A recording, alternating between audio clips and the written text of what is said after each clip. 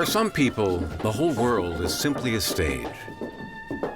They want to be admired, wanted, loved, to be famous.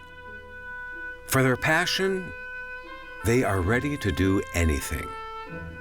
Lola Montez is a unique character. And let's not forget, we're talking about one of the first celebrities in history. It is the art of seduction and deception which can eventually unhinge a seemingly established world.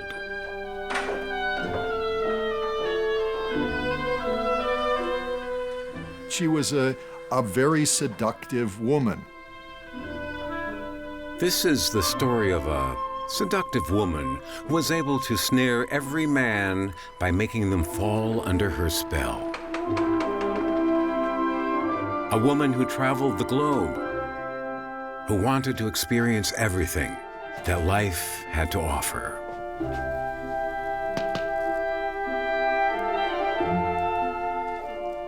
One of the most extraordinary women of her time.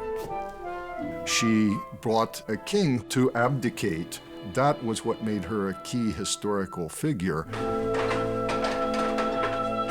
She took control of her own life to be the person that she wanted to be.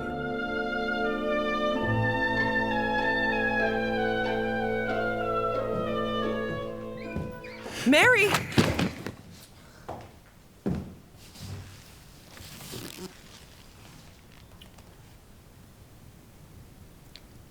Are you interested in me? No, not me personally.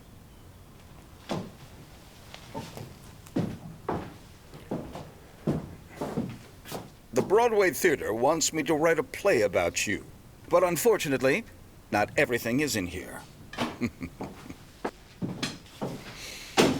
To be quite honest, most of it, I have to admit after reading it, is fabricated rubbish that any dancer from Europe could have fantasized about. I think your profession is somehow different. Am I right? You're absolutely right. There are countless young women out there who can dance, but I'm unique.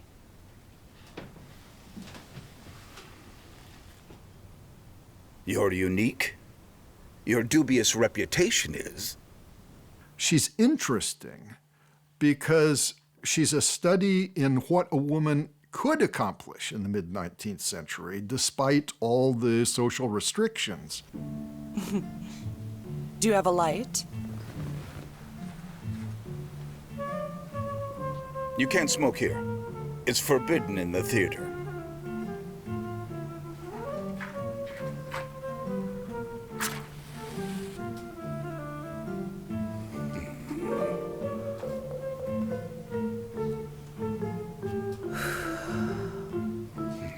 Watch this. I'm smoking. Lola never let herself be restricted by the expectations of her society. As a matter of fact, she specialized in outraging the society in which she lived a good part of the time. And I think she enjoyed that. May I?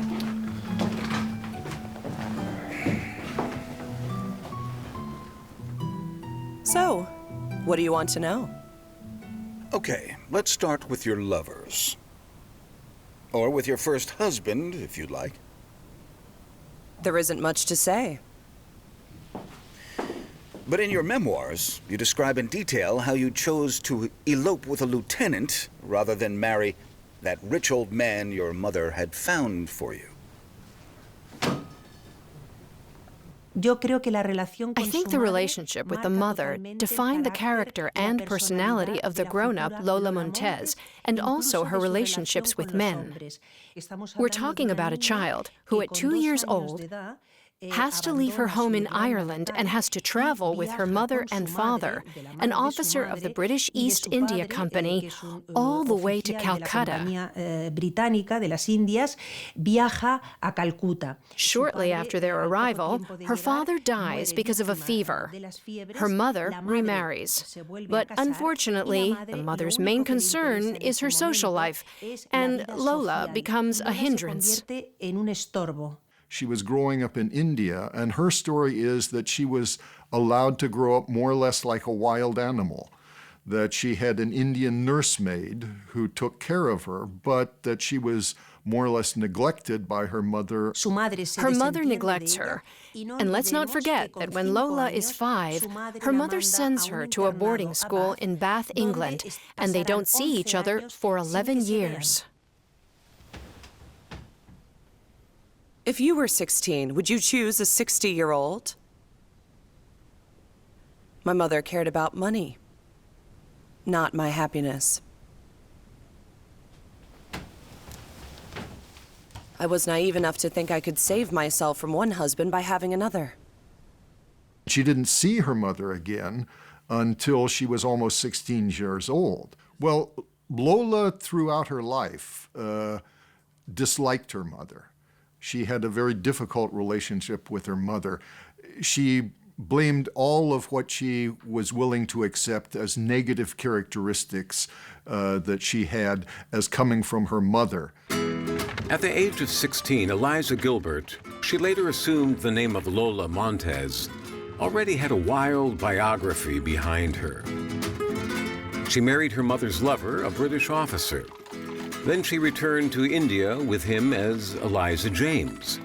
On the journey back to England, she cheated on her husband and was divorced due to adultery. The 21-year-old woman comes to a crucial turning point in her life during a trip to Spain. She became Lola Montez because she realized that in the wake of the divorce, being a woman who had been divorced for adultery, that she was socially dead, that she had no future. And so Eliza James died, and Lola Montez was born and made up a complete biography for herself, which she varied at regular times to fit whatever new evidence had arisen.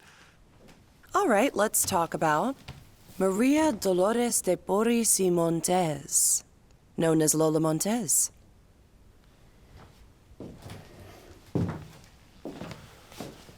Which Lola is that? The dancer? The seducer? The firebrand? The Bavarian countess who brought down a king? How about the Lola Montez who could do whatever she wanted? You mean that one? Yes. I was and still am my own mistress. As a result of assuming the personality of a ballerina or an exotic Spanish dancer, she was able to live endless adventures which were unthinkable for women in the 19th century. And I think somehow this Lola Montez character was for her a means of escape, so she could become a free woman, owner of her own destiny, and ultimately live the life she wanted to. For the audience, Lola is the ideal embodiment of an exotic and seductive Spanish woman, although this success doesn't last long. Bravo! Bravo! That is the divorced Mrs. James. What? Whenever she encountered delicate situations, Lola reached out to influential men to help her out. We must leave London. At this time, Nicholas I of Russia was making a state visit to Berlin, and Lola was invited to give a performance. There was a major parade and review in the field south of Berlin that the Tsar and the king were to attend. Well, Lola later claimed that her horse had bolted, and it was inadvertent, that she attempted to ride her horse into the imperial royal enclosure. And one of the gendarmes tried to stop her and grabbed at the reins of her horse. And Lola, immediately with her riding crop, struck him across the face.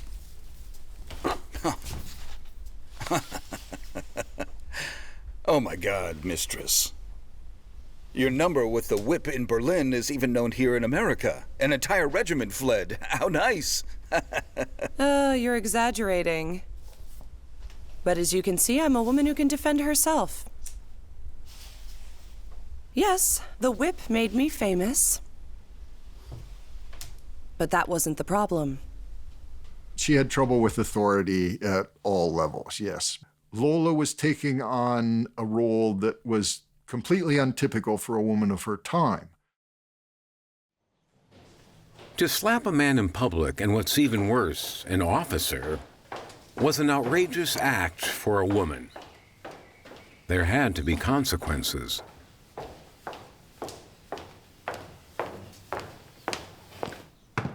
Madam, there's a court order for you.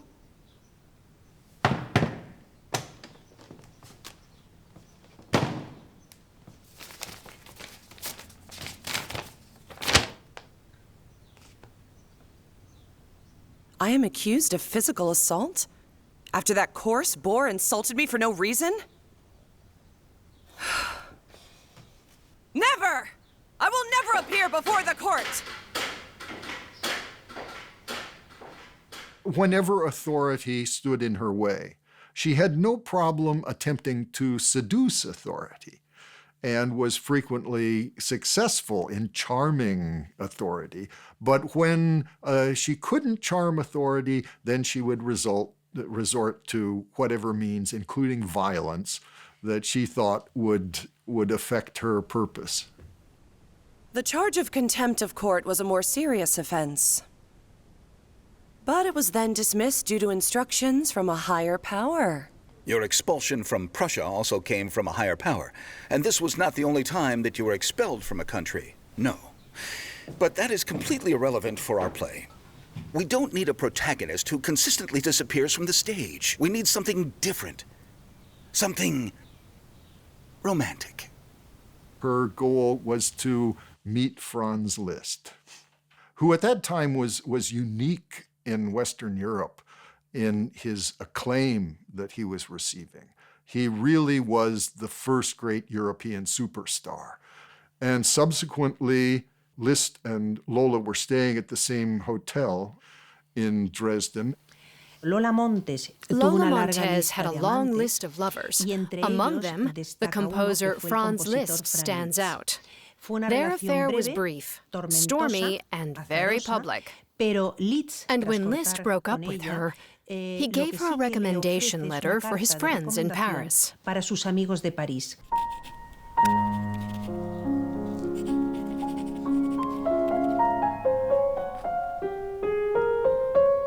My dear friend, I recommend Miss Lola Montez as your dancer.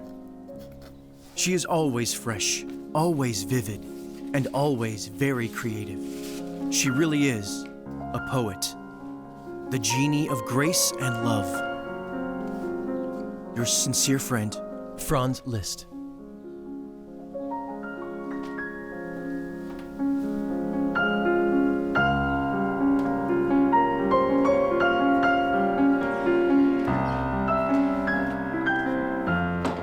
The sensitive and good-looking artist Franz Liszt is one of the most desirable men in Europe. Liszt has many affairs.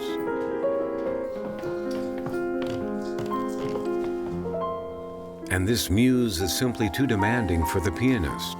He decides to leave her, but not without first taking the necessary precautions.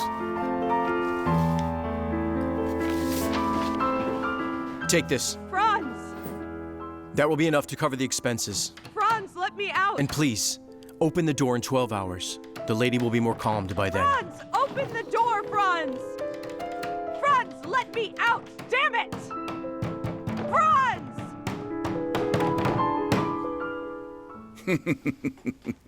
Listen to me. Listen to me. Listen to me! After all, I finally got my recommendation letter. And Franz Liszt said a lot of good things about me in that letter.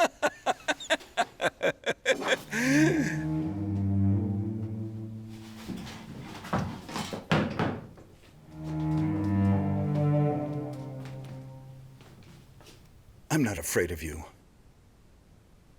But before you shoot me, let me backtrack.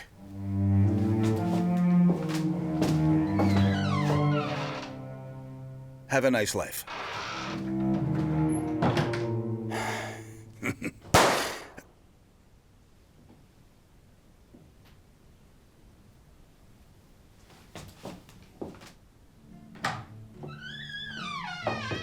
We have not finished, Mr. Where? Charles Ware. We have not finished, Mr. Ware.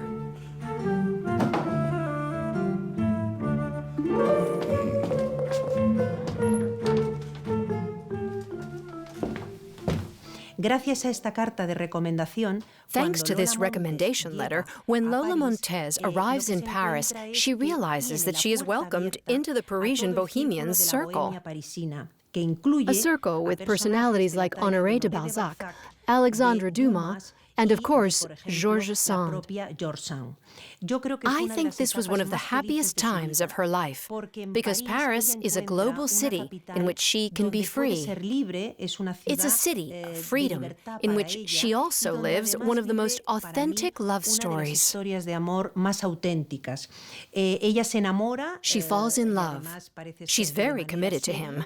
According to her, he was the love of her life. A very good-looking young man named Henri Dujarrier, co-owner of La Presse, one of the most important Parisian newspapers, and therefore a successful businessman. Lola is a member of the Parisian society and an admired exotic beauty, who's by an important man's side. This happiness fosters envy from others, and Dujarrier must defend his honor in a duel. My dear Lola, when you read this, I'll be fighting with pistols. That's why I wanted to be alone last night. And I didn't see you this morning. I needed to rest and avoid having emotions, which I would have felt this morning upon seeing you.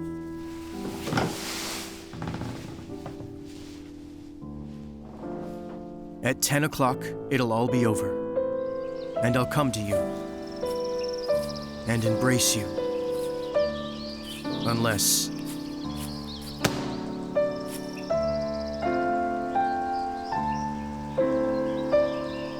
A thousand tender caresses, my dear Lola, my good little wife, whom I love and who will always be in my thoughts.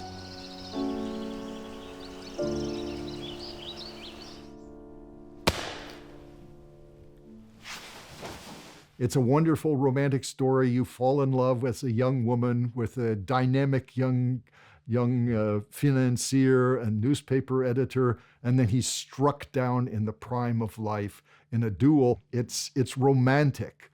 And she may have believed he was the love of her life. After After the death of Dujarrier, she finds herself in a precarious situation. On the one hand, she doesn't have the support of La Presse, the newspaper that was helping her. She no longer has Dujarrier's financial support. And she notices that his friends, Dujarrier's circle of friends, start pointing fingers at her and labeling her as a black widow. I loved that man.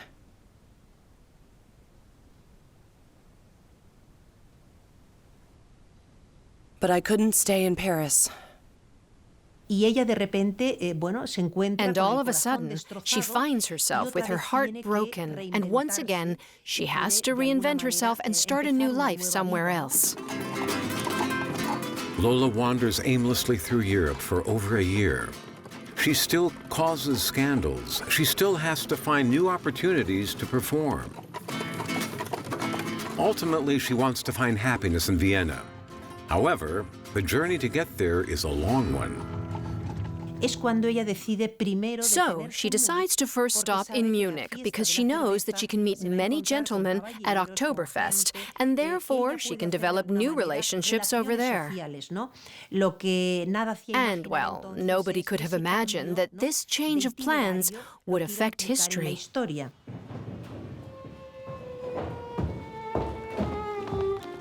If Lola Montez goes down in history, it'll be because of her romantic two-year relationship with King Ludwig I of Bavaria.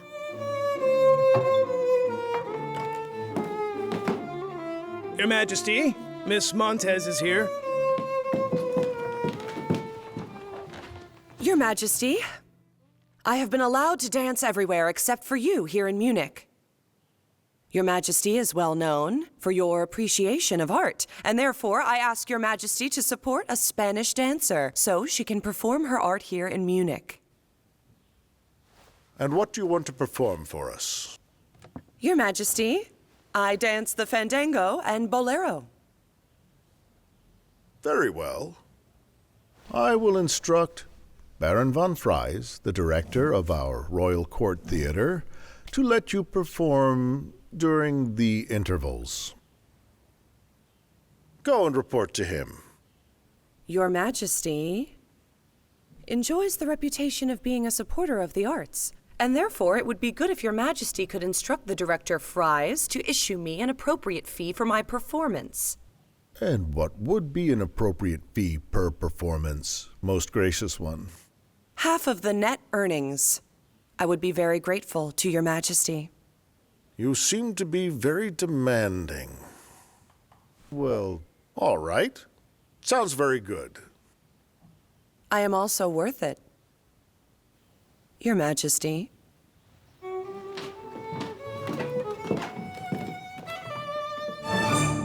He was 60 at the time Lola arrived, and mentally he was still very much erotically involved.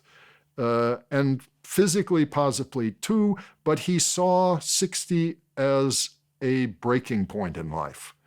That one is a vigorous man up to age 60. After age 60, it's all downhill.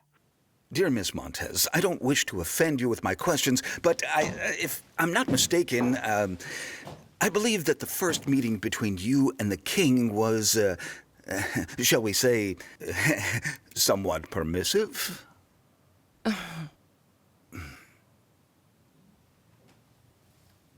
Do you mean this? What are you planning on doing? The story that at the first interview, which is most assuredly not true, she went to the king's desk, took a pair of scissors, and immediately cut her bodice down the front to demonstrate to the king that it's all real, Ludwig. My dear Mr. Ware, do you think that it was really like that? Ludwig was a real king, a man with manners. He always treated me with respect. And moreover, how could I have escaped from the residence? I get credit for a lot of things. And therefore, it is and will be a nice invented story. It's pure fantasy. You're completely right, Miss Montez.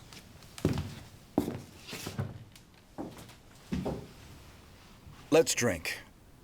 To all the invented truths. And to great collaboration, Mr. Ware. He was depressed because he felt he would never be loved again. And Lola gave him a ready excuse to deny what he was afraid of. And he said, he wrote to one of his friends, "I'm like a volcano that was dormant and has suddenly erupted."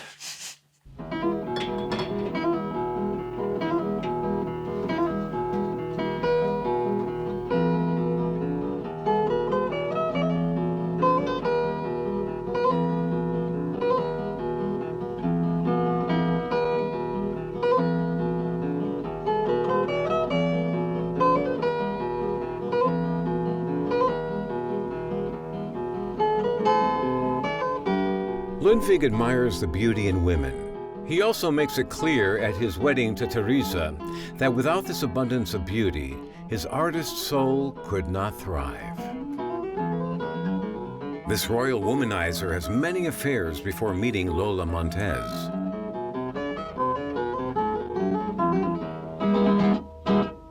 But everything will be different with this young woman.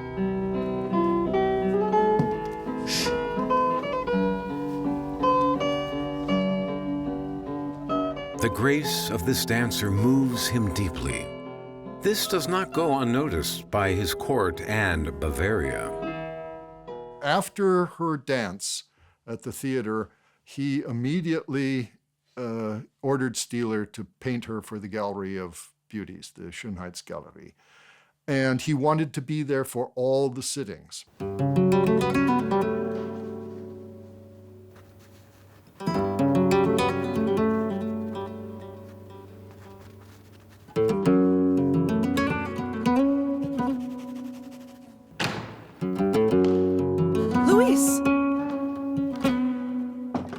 Your Majesty.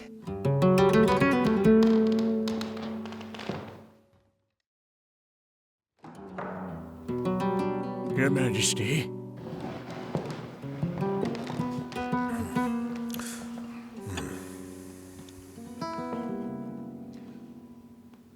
My esteemed Stieler, this portrait must be a masterpiece. She is a beautiful, young, proud Spaniard, and that must be evident in this painting. Where are the flowers? The flowers for her hair. Miss Montez, lift your head a bit more. Don't forget the flowers. I'll come back tomorrow.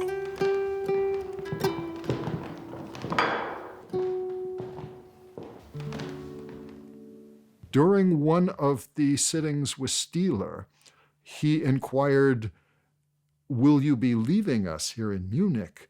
And Lola supposedly said, "No puedo dejar Munich." I can't leave Munich, she said, because there's someone here very dear to me. And that did it for Ludwig, I think. I think Ludwig said, "She loves me!"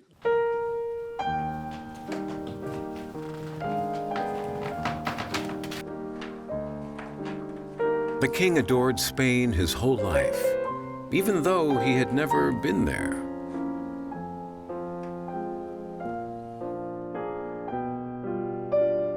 And Lola is the perfect embodiment of his yearning for Spain.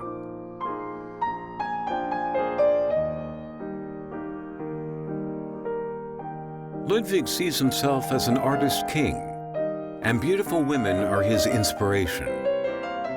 He has 38 women, regardless of social class, immortalized in the Gallery of Beauties at the Nymphenburg Palace.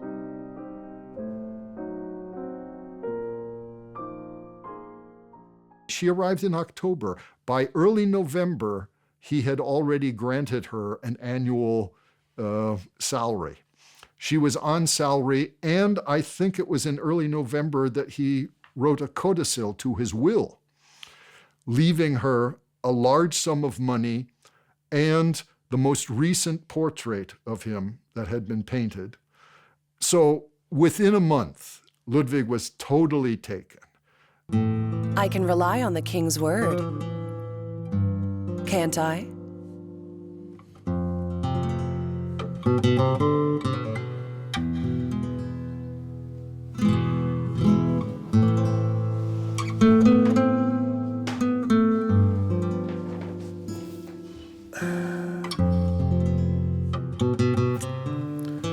I will always take care of you.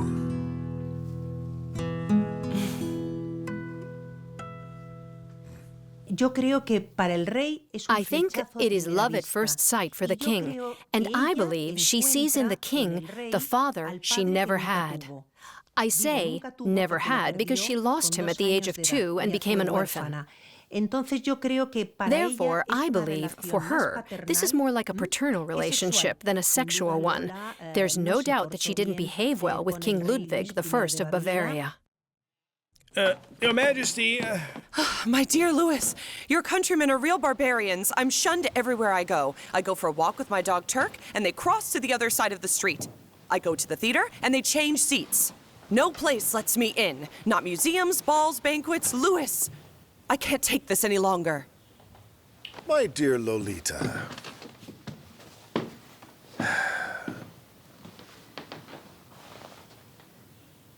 I will make you a countess. And I am sure that after that, they will accept you and see the wonderful person that you are. And later on, he thought better of it. And there's a note that Ludwig made that he attempted to convince Lola that maybe she should come into a lower rank of nobility, and that countess was a bit much. And he made a note, Lola insists on being a countess. No discussion. So he was trapped. A royal promise is sacred, even though it raises more objections from the government and his subjects against Lola's influence on the monarchy.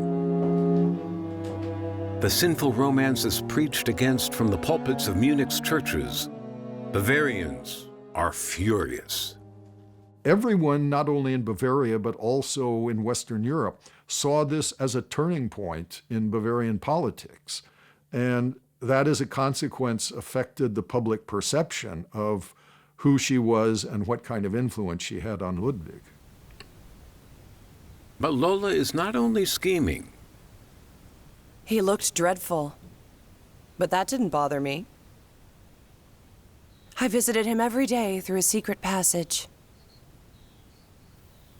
I should be left alone. But Your Majesty, will you still want to see your Lolita? Lola, I know I look awful. Nobody wants to see me, not even the Queen. Well, they didn't want me to see you, but I will take care of you. My dear Lolita, you are such a wonderful person, even though my subjects in Munich speak ill of you. I will visit you every day, regardless of what your subjects say about your Lolita. While I was taking care of Ludwig, the people of Munich were working on banishing me. They wanted me gone, although I'd done nothing to them. Ludwig became another person thanks to me. His politics also became more progressive because of me. Ah, Miss Montez, you took away their beloved and cherished great king. That's why they're so angry. You should have adapted better. Instead, you caused chaos and scandals, for all I know. Chaos. Scandals. They were angry because I'm a woman. Women, my dear Mr. Ware, are never forgiven, especially if they live the way they want. Ludwig had accepted that, but his subjects in Munich and those Jesuits didn't. Unfortunately, in this society, a woman was not allowed to have her own voice. And that's why acting independently as a single woman, the way Lola Montez did, defending her behavior and being loud, causing scandals, smoking, all these things were not appropriate of women in the 19th century. And clearly that made Lola unacceptable according to this Bavarian society. Don't look. Lola knows Ludwig's weaknesses and how to bind himself to him. Now you may. Surprise. You will always have a part of me. Lola wants to be the king's official mistress.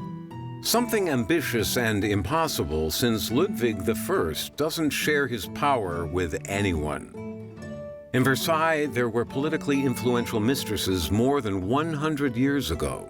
But in the 19th century bourgeois Bavaria, this is completely unacceptable. Ludwig's earlier extramarital relationships were conducted in private. They were not public at all, and the women never appeared next to the king. So as long as his affairs were kept in private, society was okay with them, and therefore Queen Teresa also accepted this ongoing situation out of necessity.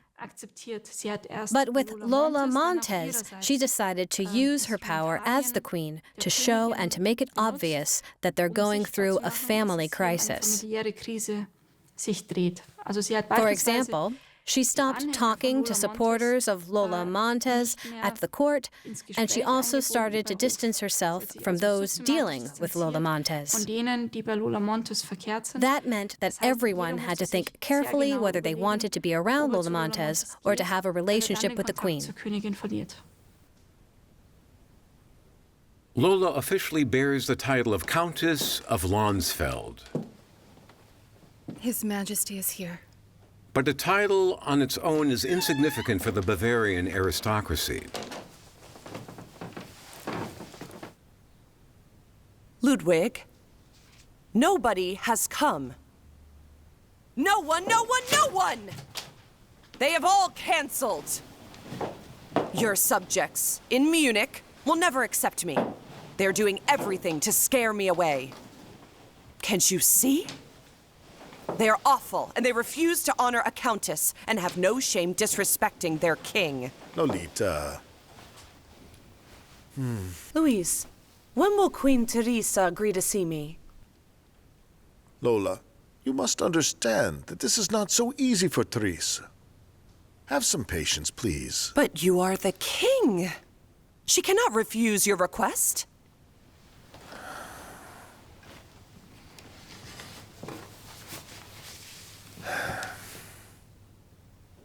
All right, she will see you. Lola Montes hat sicherlich. The case of Lola Montes once again made it very clear to everyone that in a constitutional state, there can be nobody who acts completely across the hierarchies. Der völlig quer zu den Hierarchien agiert. Who beyond the constitutional bodies and the senior civil service, beyond the court society, gains an influence over the monarch that makes him someone unpredictable.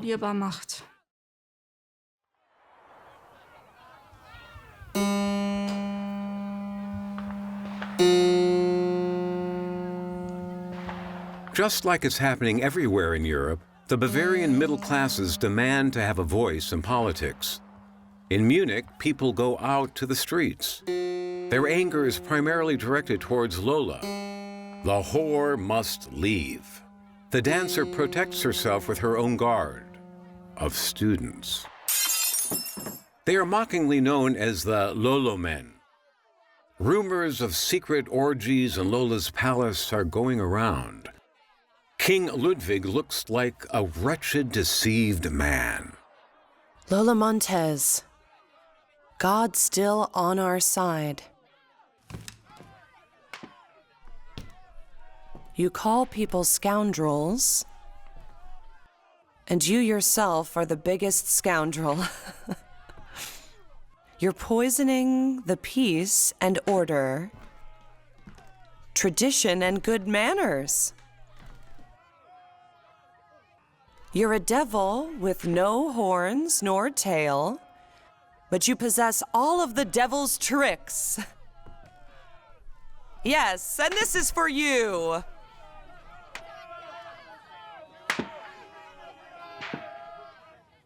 I believe that for a while, Ludwig didn't think this could have such a dramatic outcome. The evidence is that someone in January of 1847 offered Lola a very large bribe to leave Bavaria and never come back because the conservative element saw that she was a malign influence on the king and that she was undermining not only their position, but also his position as king.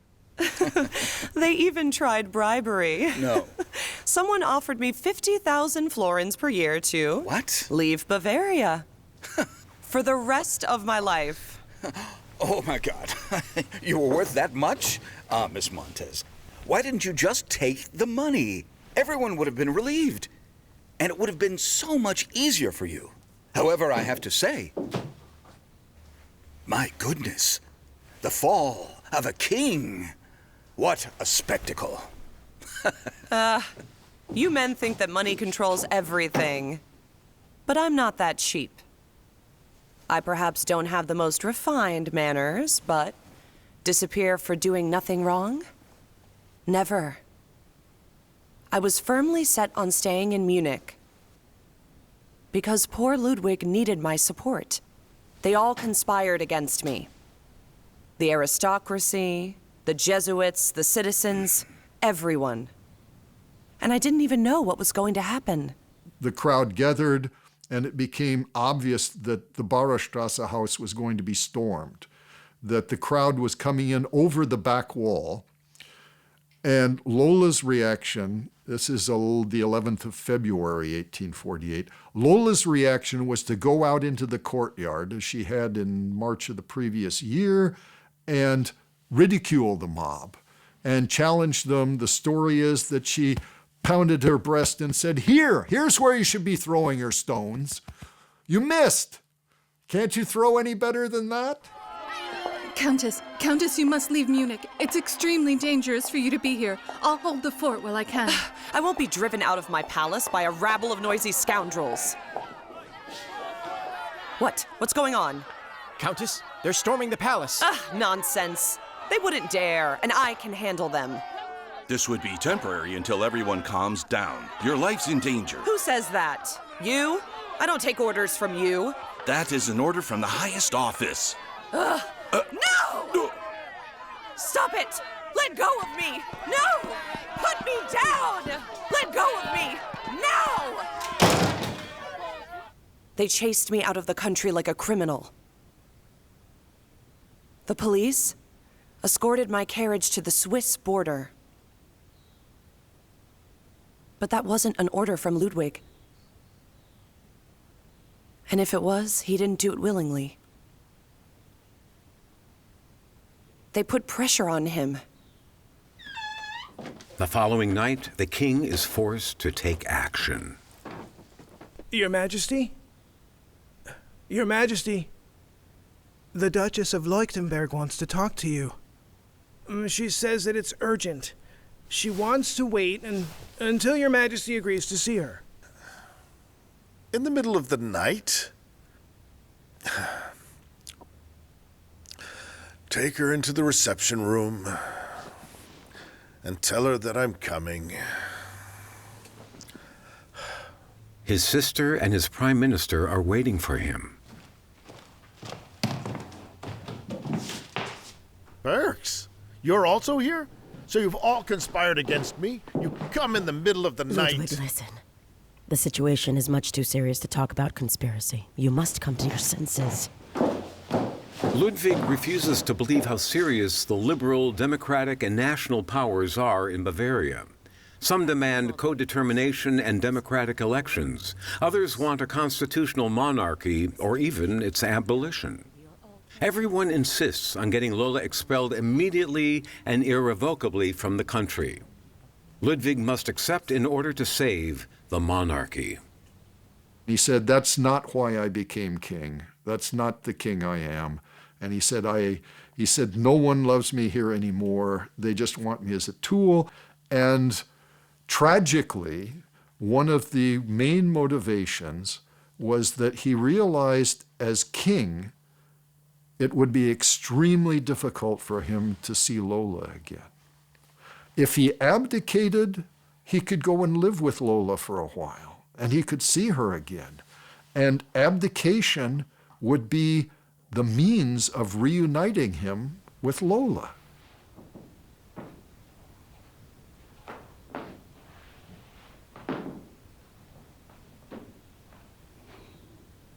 My dearest Lolita, to whom I'm so strongly attached, in this hour I have abdicated voluntarily, without having anyone suggest such a thing. Without the knowledge of the Council of Ministers, I've abdicated in the presence of the princes of my house. My son Maximilian fell to his knees and asked for my blessing. The 5 of us cried together.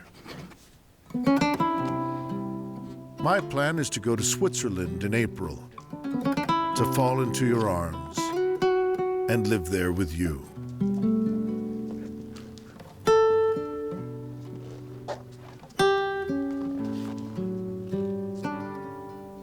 I feel well today. Since I made my declaration of abdication, I started to feel happy again. If he is with his Lolita then, he'll be happy. Your faithful, Louis.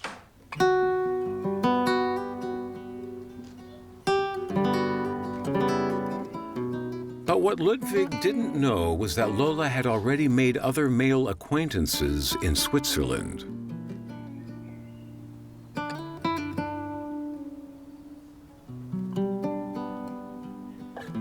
Ludwig still holds on to his dream. It broke his heart. He tried multiple times to see Lola again and made detailed plans to meet Lola, which at the very last moment he decided to call off because it was simply too dangerous to the dynasty. Even the family's against Ludwig. The government threatens to reduce the appanage if he continues with his idea of seeing Lola.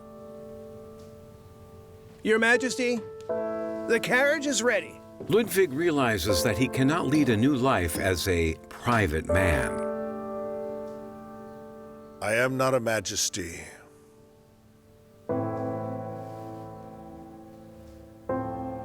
Not anymore.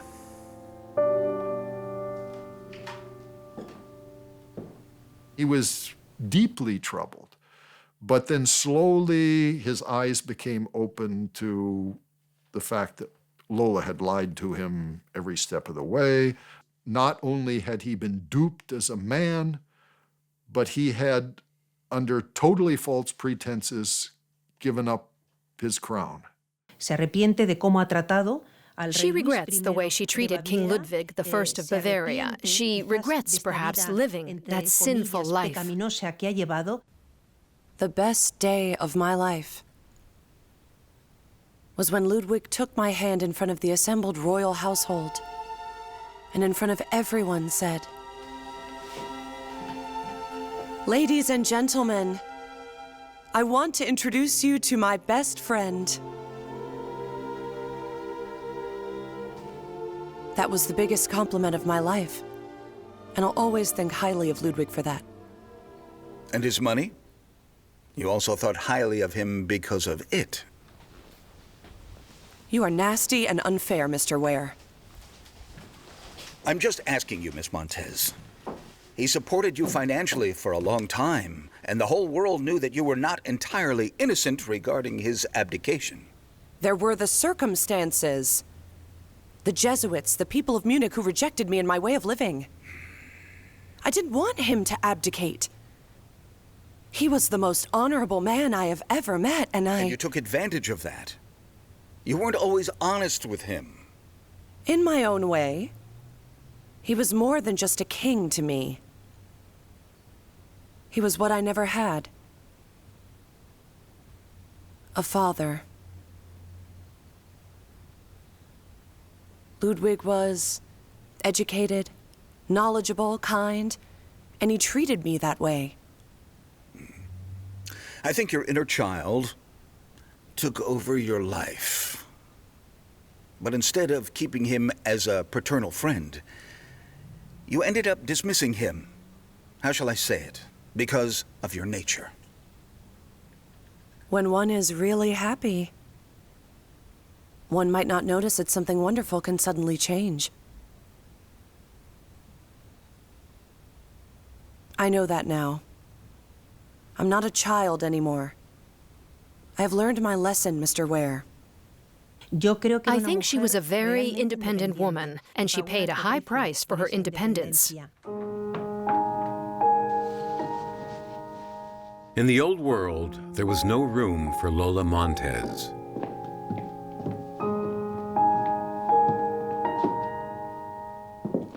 Sell the remaining furniture and send me the money to New York. And this is for you, to remember me by. And she must completely reinvent herself again. In the new world, she wants to finally escape Europe's restrictive conventions and be free.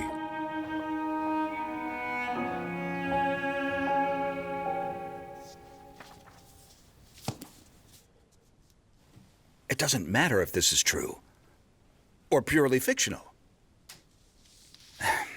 It sounds so right. You tell everything so well that it sounds like it's true.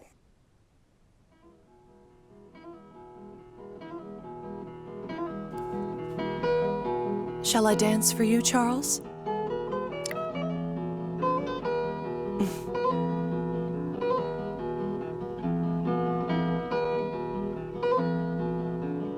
To not be afraid of yourself and to have sufficient confidence in your own mind is what Lola demands in her biography. As a woman with willpower, she wants to be able to ignore social barriers. And she had the courage to make the whole world a stage.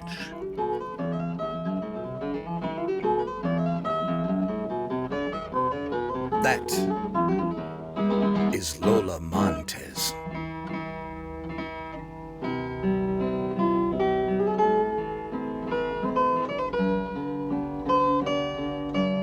Lola writes a bestseller in the United States about the art of female seduction. Charles Ware's play Lola Montez in Bavaria is a big success on Broadway. Lola dies in New York at the age of 39 years old. Ludwig I of Bavaria never fell in love again.